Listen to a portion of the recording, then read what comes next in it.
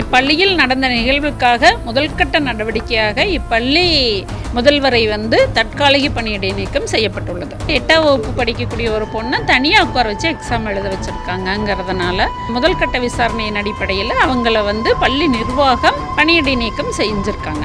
மேல் நடவடிக்கை போகும். இப்போதைக்கு என்ன நடந்ததுன்னு கேட்டிருக்காங்க சார். நடந்ததை நாங்கள் சொல்லியிருக்கோம். இனி அடுத்து எங்களுடைய அதிகாரிகள் அடுத்த நடவடிக்கை மேற்கொள்வாங்க.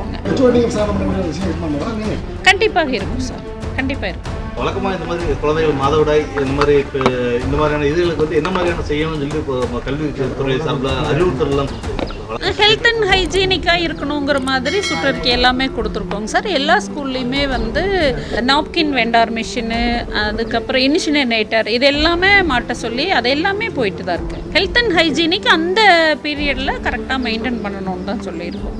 சரி மேடம், தேங்க்யூ சார்.